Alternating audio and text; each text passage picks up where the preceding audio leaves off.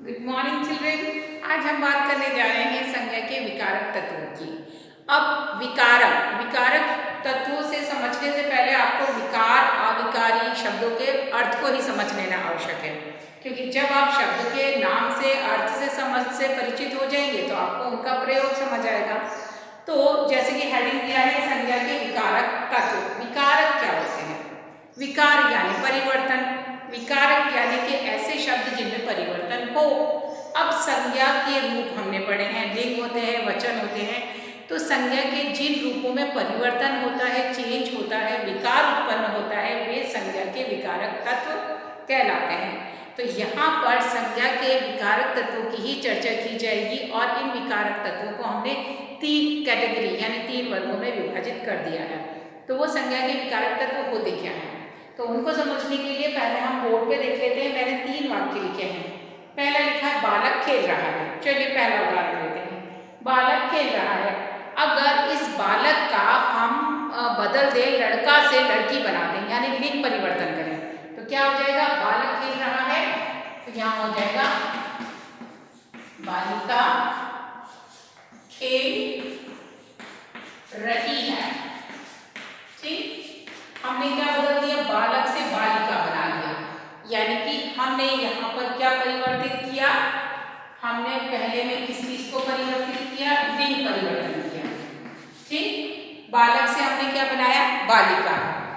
तो जब हमने बालक लिखा था तो खेल रहा था, लेकिन जब बालिका आया तो वो खेल रही है, यानी कि बालक से बालिका बनाते समय वाक्य का पूरा रूप बदल गया। तो हम कह सकते हैं कि लिंग के कारण वाक्य का रूप बदला, संज्ञा का रूप बदला, बालक से बालिका बनाते समय वाक्य पूरा परिवर्तित हुआ। चलिए अब हम दूसरा देखते हैं। पत्ता, पत्ता सूख रहा है या पत्ता सूख गया, ये हमारा दूसरा वाक्य है। अब हम यहाँ पर लिंग के बजाय हम इसका वचन बदल देते हैं। यहाँ एक पत्ता है, अगर हम पत्तों को ज्यादा कर दें, एक से अनेक कर दें, तो क्या बन जाएगा? पत्ता से पत्ते। तो यहाँ पर हमारा वर्ड बन जाएगा पत्ते सूख गए। गया की जगह गए, क्योंकि ज्यादा है। तो वो एक वचन था, ये बहुवचन है, तो एक से अनेक बनाया यानी कि वचन। तो आपने देखा एक वचन में आप लिख रहे थे पत्ता सूख गया, और बहुवचन में आप लिख रहे हो पत्ते सूख गए, यानी वचन के कारण संज्ञा के रूप में परिवर्तन हुआ। यस, तो यहाँ पर दूसरा हम लिखेंगे वचन। यानी पहले हमने लिंग के कारण देखा कि संज्ञा में परिवर्तन हो रहा है और पूरा वाक्य का रूप बदल रहा है। दूसरे में हमने देखा वचन, यानी पत्ता से पत्ते बनाया तो पूरा रूप बदल रहा है, यानी कि संज्ञा के रूप में परिवर्तन। तीसरा देखो, घोड़े ने घास खाई। अब अगर हम ने तक पहुंच जाए, घोड़े ने, तो घोड़े ने घास खाई। अगर इन्हीं घोड़े की जगह हम एक की जगह ज्यादा कर दें, हम यहाँ कह रहे हैं घोड़ों ने घास खाई। घोड़ों ने घास खाई, घास खाई।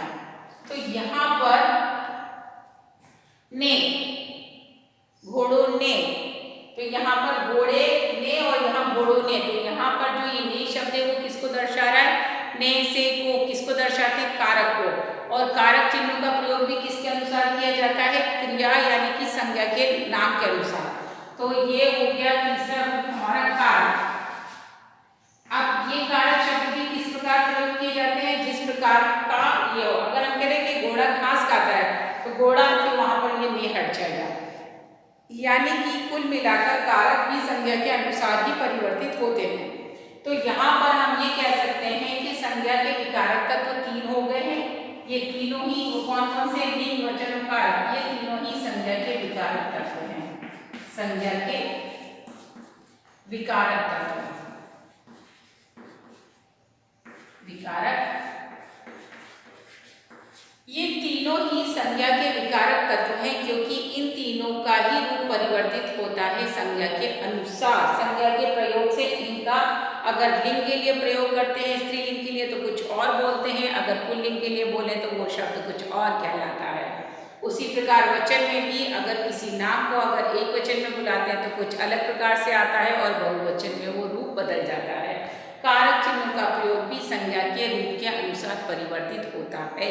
इसीलिए अगर हम बात करते हैं कि संज्ञा के विकारक तत्व, परिवर्तित होने वाले तत्व कौन से हैं, तो वो 3 हैं, लिंग, वचन और कारक। लिंग के कारण भी शब्द यानी शब्द का और वाक्य का रूप बदलता है, वचन के कारण भी शब्द और वाक्य का रूप बदलता है, और कारक के कारण भी वाक्य का रूप बदलता है।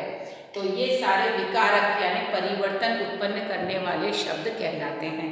तो यहाँ पर हमने देख लिया संज्ञा के 3 विकारक तत्व हैं, लिंग, वचन और कारक। तो आगे के मॉड्यूल्स में हम इन तीनों ही विकारक तत्वों के बारे में पढ़ेंगे, इनके नियमों को जानेंगे और इनके अभ्यास को करेंगे। तो आपको क्या करना है, सबसे पहले सिर्फ इतना ध्यान रखना है कि विकारक तत्व होते क्या है और कितने प्रकार के। आप समझ लीजिए, उन उदाहरणों को कॉपी में लिखबद्ध कर लीजिए। आगे के मॉड्यूल के साथ हम आपसे फिर मिलेंगे, तब तक के लिए टेक केयर, बाय।